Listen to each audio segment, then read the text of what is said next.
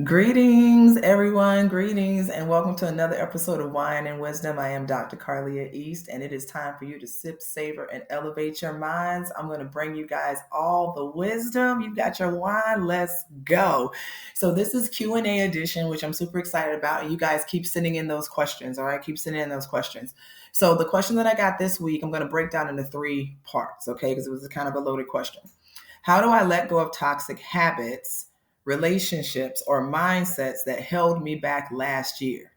Y'all went straight for the jugular this time. Okay. How do I let go of toxic habits, relationships, or mindsets that held me back last year? I'll say, okay, so I put together like 3 main nuggets to help you guys deal with all of those areas. But as you know, you need to get a therapist, right? You need to talk to somebody. Hello, i.e., your girl, so that we can create a strategic plan of you successfully breaking those things down into bite-sized pieces so that you're not reverting, you're not reversing, you're not returning to sender, and you're able to keep moving forward. So make sure you guys, reach out to me to make an appointment and to set up a time so that we can really start getting your goals moving. Remember, it is okay for you to have a little additional help to get to your goal when you can't always achieve it by yourself. That's why God made people like me. Hello.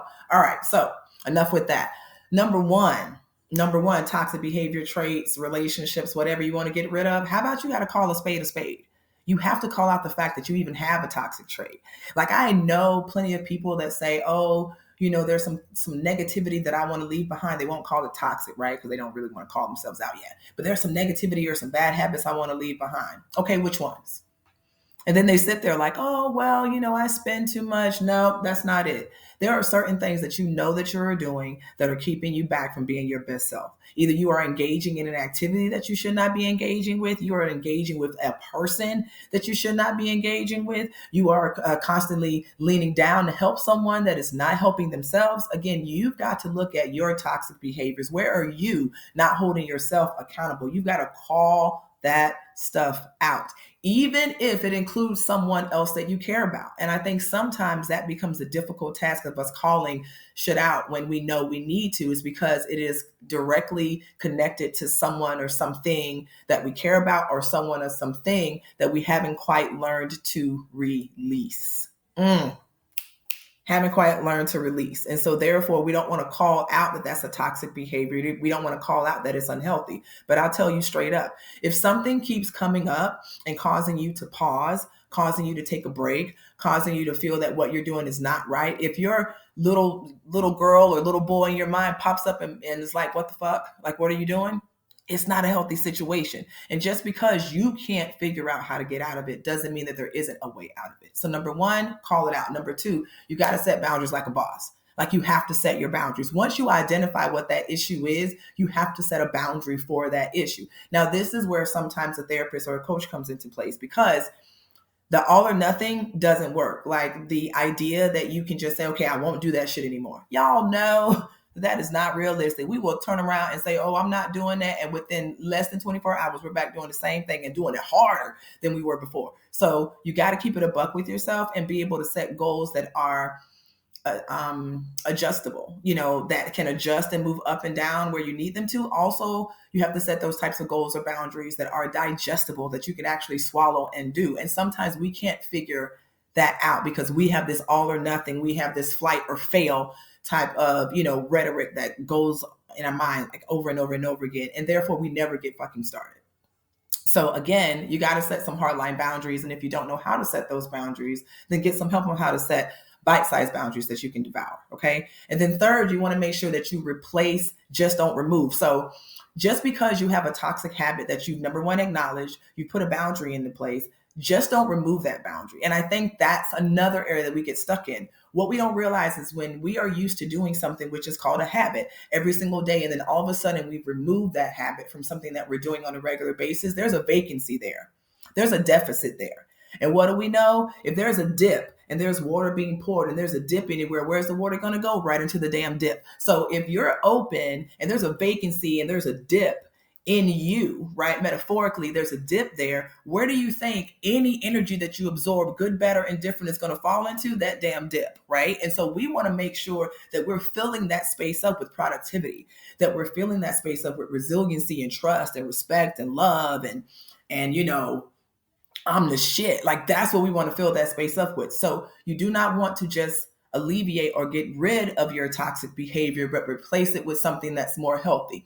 I'll give you an example of like my unhealthy toxic behavior that I got to work on. I love me some sweets. And any of you that know me know I love sweets. Like I eat chocolate shit every day if I could. And I like sweets right before bed, which is like the worst damn time to be having some sweets. Because first of all, your dreams go fucking crazy. So for those of you that are trying to figure out why your dreams got you jumping off mountains and pretending like you Superman and shit, that's why, because you got too much sugar in your system. And number two is just unhealthy because your body's not able to digest all that stuff because it's in a more of a sedentary state. So I like chocolate. I will eat a whole Snicker bar, like the king size that you're supposed to share with two people. Shareable with myself, me and myself. Okay, there's two people right there. So I'll eat that. Won't even care about it. Wake up in the morning, be pissed off about my little waistline and the fact that my waist bead is about to cut off my circulation. So instead, I have these chocolate rice cakes. Fucking love them. Not everyone's forte. They're the snack kind, not the big kind. The big kind makes me feel like I'm eating a sponge.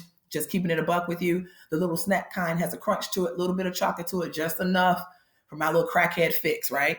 And so again, I'm replacing that behavior. I'm not just getting rid of it because what do I still like? Something sweet. What do I still enjoy? Chocolate. When do I still like to eat it?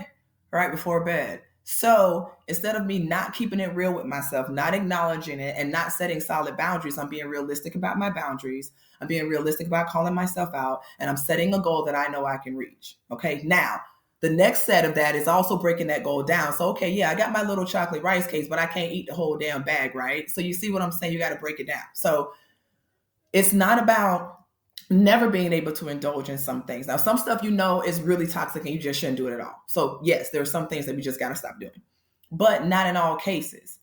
There are definitely those cases where we can moderate what we're doing, or we can replace it again with something that is more viable, more feasible, and still gives us that energy or fills that vacancy or that void that we have. Okay. So I hope that this helps to give you kind of an umbrella response, because that's what this was, an umbrella response to how you're going to deal with your toxic habits, relationships, and mindsets. But the way to really break those things down is with me. Okay, I'm gonna keep it real with you. Break that shit down, because I will take you through a step by step with every single one of those. We will break those down into attainable steps, and you will individually solve and heal each one so that you're coming out more well-rounded, more comfortable, and more confident with who you are in every room that you step into. Okay, so I hope these nuggets have been helpful. I have enjoyed sharing them. Keep sending in your questions. Okay, I love receiving them. Like, share this post with others, and you guys be healthy, be safe, and be blessed. And I'll see you with a new episode in 2 weeks. Bye.